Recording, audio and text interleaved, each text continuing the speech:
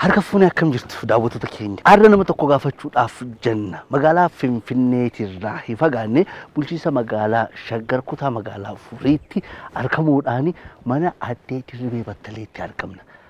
Egaan isaan argeen beeku dhugaasan dubbachuudhaaf ergaan gaazexeessaa ta'e irraa jalqabee sagaleedhaan isaan beeka.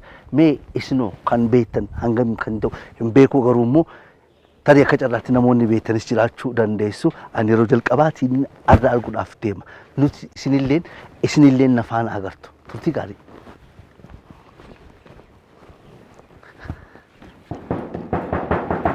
Mana kana ta'uu namaatti nu agarsiise. Aadde Dirribee sagaleedhaan hin beeka. Waliin laallaa turtii taasifne isaan waliin maatii isaanii waliin akka nu eegaa jiranis qofa qabna. Mee Aadde Dirribee. Akkam jirtu? Sagaleen kan isaanii. Naguma. Nagaa keechanii. Akkam jirtu? Sagaleedhaan malee waa isin Nagaa jirtani. akkam jirtu? Nagaa keessanii aadoko. Nagaa jirtu. Nagaa jirtu. Ayyuma. Baga nagaan na eedda. Amiin. Ayyuma jirtu. Akkam isin? Nagumaa miti? Ayyuma. Seena. Aadde Dirribee. Naguma keechanii, naguma nuftanii. Naguma. Biyyi nagaa. Sagantaa haaraa faana broadcasting corporate daawwattoota isaan biraan gahuudhaaf jiru. Maatii waliin ja'uuni isinitti dhufne. Baga nagaa nu dhuftanii. Haasaa keenya irratti 2003 gaafaan gaazexeessaa ta'ee faanaa seenurraa jalqabe naman sagaleedhaanis maqaanis qabadhe keessaa tokko isin. Galatooma.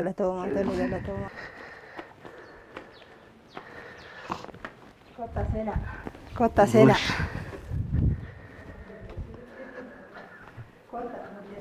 Noora.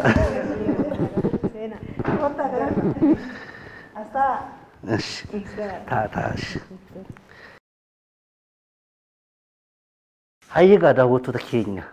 Televezyiiniin faanaa qophii haaraa isaa maatii waliin ja'uuni. Isaanis akka maatii faanaatti waggoota 13-14 dabraniif sagaleedhaan isaaniin beeka maqaa waliin Aadde Dirribee faana jirra. Mana isaaniitti argamneeti kan jirru.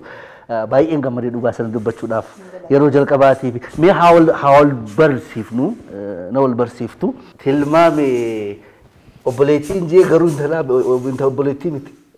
Obboleettii miti. Intala. Hangafni kiyya isheedha. Ani waggaa 15 duwwaan ishee fuuldura jira. Sammuu tiyyaa ammoo obboleettii naa taati dhugumatti.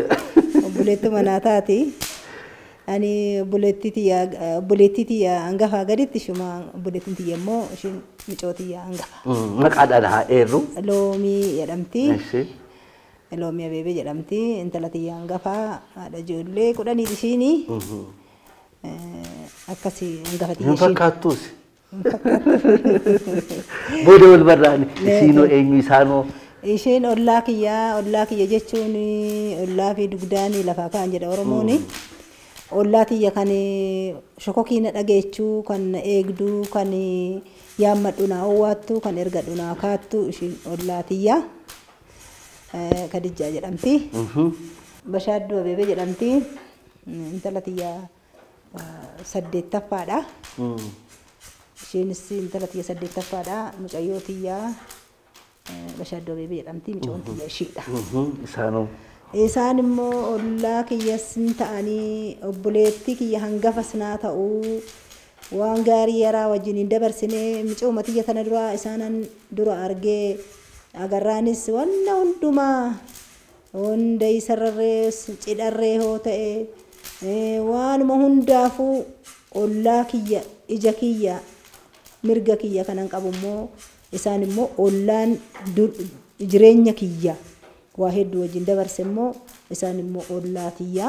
Oggaa amma kanaa haadha wajjin jiraanne yoo ture oggaa amma kanaa walumaan jiranii qe'uma kana jiranii isaanuma wajjin jiruuf jireenya keenya dabarsina gaarii yaraa hundaa wajjin dabarsina. Baay'ee galatoomaa isin wajjin boodan haasawaa. Mee loomiirraa jalqabu. Waggaadhuma 15 dura si dura jirti. Mee Aadde Dirribeen baay'ee beekamtuudha haasaa keenya irratti nuti maqaadhaan addunyaa guutuun ni beeka jechuun namni keessumattuu reediyoo dhaga'u sirriitti isaan beeka. Isaanii goobaziidhaas dhiiras haadha teenyas harmee teenyas abbaa keenyas abbaa keenyarra immoo isaan cimoodha. Oggaa reediyoo isaan dubbisanii oggaa isinitti isinii wajjin hirmaatan nuti itti gammanna. nus itti gammannaa nus immoo ammaa fi maatii guddisaa waan jirruuf gizee immoo maatiin keenya nu guddatanii of danda'an immoo nus akka isaanii kanatti itti cimna jenneeti yaanna baay'isee tan itti gammada isaanis gizee isaaniitti maatii nu guddisaniit har'a immoo kanarra ga'anii boru immoo nus maatiin kun hoggaa nu jabaatan kanatti cimna akka isaanii kanatti beekamna jedhee nan yaada. Ati garuu umriidhuma xiqqaa kanaan ilmaan kun akkamumatti deesse jechuun hin fakkaatu. Maal goona gizee nusi xiqquma taaneeti haadha maatii taane. Haadha maatii taane maatiin keenyas immoo dhuma akkasitti xiqqoodha jedhee laallu akka nu agarsiisanii ani akka laman qaba. Akka laman qaba. Atumtu. Anis akka laman qaba intalli tiyya ijoollee lama qabdi. Ajaa'ib. Addi dirribeenoo akka meeqa qabdi? Ilmaan kudha lamaan deeman jettan. Amma lubbuudhaan 8tu jira. 8tu jira. Akka meeqa qabdu isin? Akka 25 qaba. Akaakilee 4 qaba. Akaakilee 5 qaba. Akaakilee 5 qaba. Ofiifuu mootummaa tokko taataniitu biyya. Mee yoomirraa jalqabeeti bara hangam taatan mee eega wal bartanii waliin jiraachuu jalqabdan? Ani gara waggaa 40 ta'a.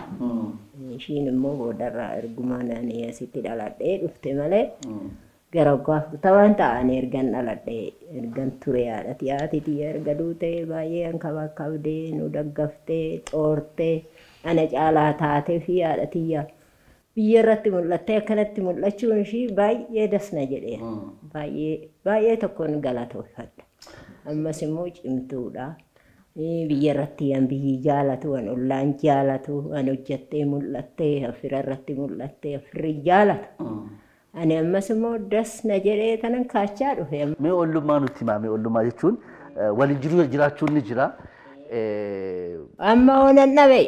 Wanna rakkadhe irraa fudhadha beelaa biddeen alleena fudhadha wannan barbaade dhufee tanan rakkina korraa oola haadhati yeroo akkasumatti xoortee aduu awwaalaa dirasii nu wajjiniin xaarte maaliif cimtuudha dhiirasii dubartiidhasii jagna ofiitillee bareechite ofillee nullee hin bareechite nullee miidhagsaa jirti ammallee dasnu jedhaa jira har'arree dasnu jechaa jira amma isinis asitti argamuun ishiinillee mul'achuun Furii gaara bolloo keessatti galaan guddaa keessatti maqaan ishii nu cimuun baay'ee galatoome dasna jedhe.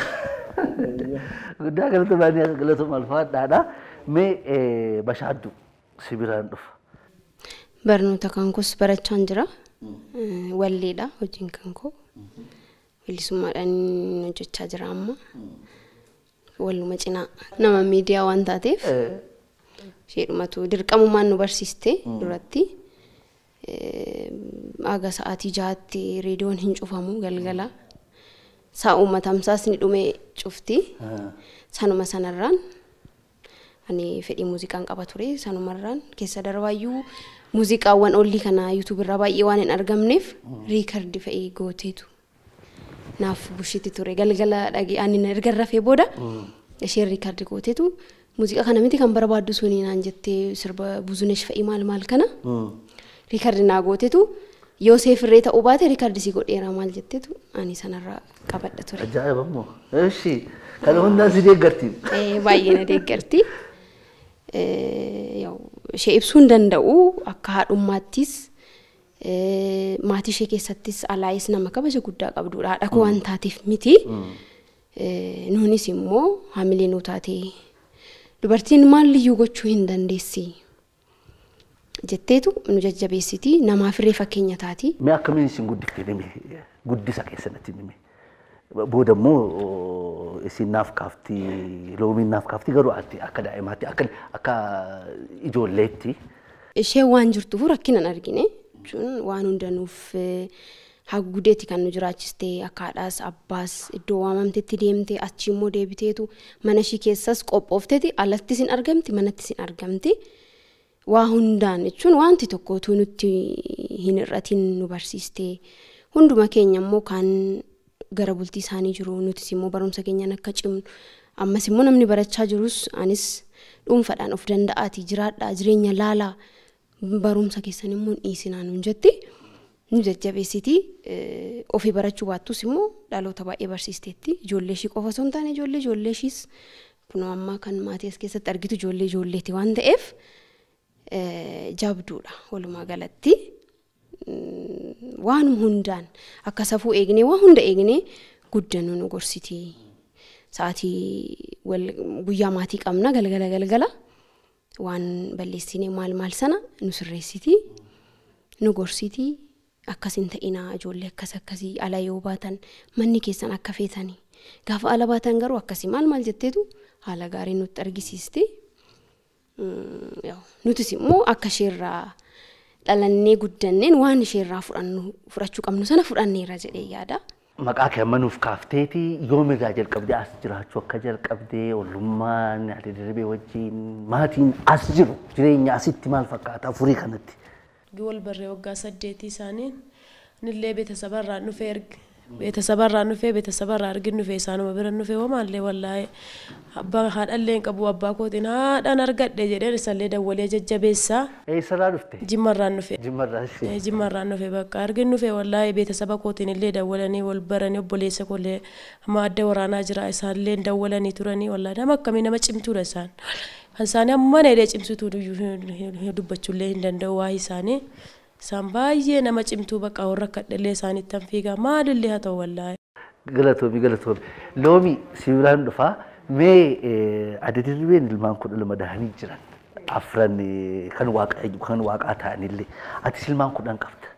Mee haadhummaa fi maatii amma akka maatiitti waan nama hedduu guddisuu akkanatti isaanirraa waan cimina isaanirraa dhaalte natti hime.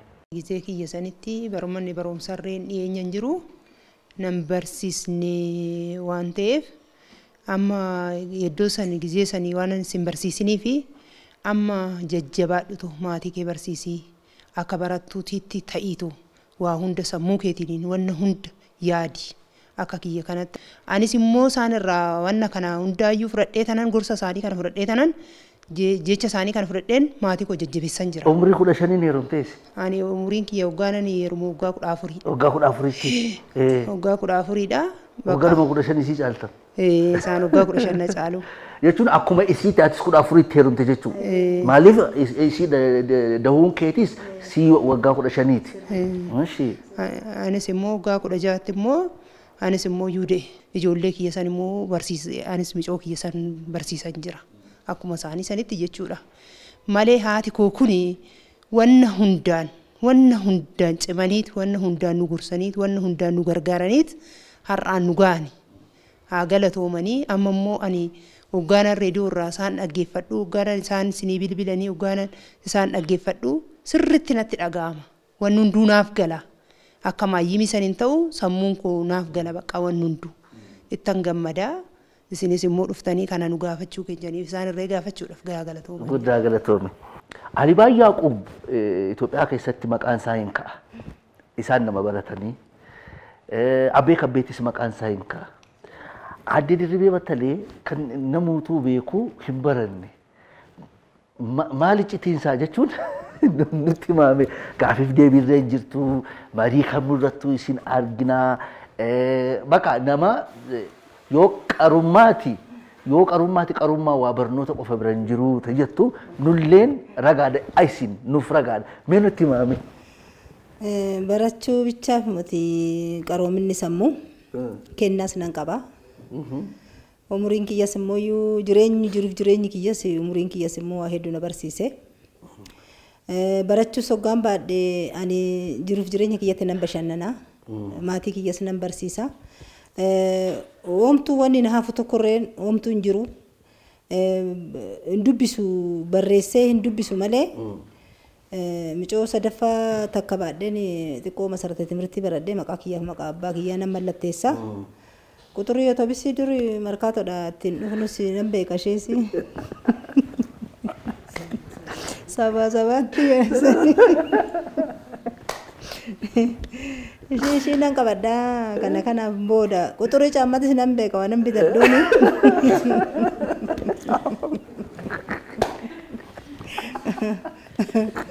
Amma lakkoofsa kana silkiitis inuman beekaa lakkoofsa silkiitis inuman beekaa kan namaatis nan qabadhaa namaafis nan kennaa bilbila kootis nan beeka lakkoofsa saayii baratanii daftara baataniif bichaa sodoon taane sammuu namaa waggaa banaa ta'ee waa hunda baratuu jiru jireenyi waa hunda nama barsiisaa nama bashannansiisaa reediyootti nan bashannanaa ittan gammadaa yaada koo bakka hojiitti sogaan naqe fudhadhee hoggaan deemu waan biraa yaadu hojii na jajjabeechaa televizyiinii irra yoo jiraate ani reediyoo koo fudhadheen bakka kutaa ciisicha koo hoggaan naqe reediyoon dhaggeeffadha waa hedduun irraa baradhaa dhugumatti ijoolleen tiyyaalleen hin dhaggeeffatus warri hirmaatus jiru warri hirmaannes nu dhaggeeffatu uummannis immoo yoo jecha dhaqxannuun jedhu hawaafnes maaliif jedhu yeroo hedduu namni bilbilee fa'aa akkamitti bilbilli keessanii nuuf hin argamu jedhanii nu komatu. Garuu bilbiloonni namoonni gari bilbilli isaanii hin dhaabbatu jechuun inuma seena hogguutu hin seenu. Amma fakkeenyaaf ani eegaan marii utuu isin ta'ee marsiisuu jalqabeetiin booda guyyoota muraasa akkamitti bilbilli akkamitti isinii seena amma bilbila meeqaan yaaltu? Tokkichi mana harka bitaa ta'e yaala harka tokkoon horiin hiikoo kan hojii mana keessaa hojjedhaa kan buna dafifadhaa harkuma tokkicha kanaan bilbila koo yaala. Daa'imti wayii na bira jiraatu ta'e oodha yaala kanan jedhuun ishii micoo akka hotiyyaa taana ishii isaanii micoo xiqqoon takkas hin jirti isaan darbanii akka hoteeti akka hotiyya ishii isaanii wajjiniin yaalla akkasaniin booda humaa fayyaalaan. Mee al tokko kottu mee akka kottu asin cinaa kottu taa'imee mee namni kaanis gudii kana haadha ga'u maaliifi namni hedduun yeroo hedduu nullee ni qabatu namni gaarii irra deddeebiidhaan seenaa kun immoo bilbila keessaniin hojjetu jeeti mee akkamiin yaaltaa fi jaalaluma isin reediyoof qabdu akkamittiin ibsi maqaa kee jalqaba. Ishee maqaan kiyya Qaccanii Gadaan jedhama. Isaan immoo akka kiyya naa ta'ani. Isaanuma biratti hin guddadhe isaanuma biratti hin baradhesi. Yeroo isaan yaalanii gaafistee yaada kennuu irrattis ta'ee isaan duubatti hin jedhanii. Anis immoo oduu yaalii gaafa naan jedhanii nani irraa fudhee yaala fi yookaan bilbila kiyyaanii yaala fi anilleen kaka'umsa natti horani akkan yaada kennullee akkan gaafiif deebii irratti hirmaadhullee akka kaasanii fedhii natti horanii isaanuma jalatti hin baradhee yeroo isaan hojjetan dhugaa dubbachuuf taanaan biddeena tolchaatti bilbila yaalanii maali yoo hin jedheeni bakka quuqama keenya himachuu qabna waan jiru ifa baasnee dubbachuuti qabna naan jedhanii anilleen akkasumatti isaan jalatti ilaalee yeroo meeqa yaaltee yeroo siif ka'u akkamitti gammaddame akkamitti kamiitaaf kana jedheenis dhugaa ka'ee jedhee yoggaa yanni jedhee yoggaa waamee ittiin kenna yoommoo kiyya waamuu baate kan isaanii waama kan isaanii yoo waamuu baate immoo kiyya waama innaa akkasittiin deema. Guddaa galatoomi deem gara buna keetiitti ulfaadhu akka abbaatis akka haadhaatis taatee nuun jedhan ilmaan 8 mee waa'ee maatii keetii nutti mee abbaan kana waggaa jedhan isa sanis nuuf kaasame nama hawaasnis beekuu qaba waan ta'eefi. Abbaan ijoollee tiyyaa hin jira odduma kana keessa jira yeroo fi gadi ba'uu sanirratti wal dhaggeeffachuu dadhabnee walii galteen dhabamnaan odduma kana keessa jira innis. Koptummaa dhadhama guddisaa jirtu.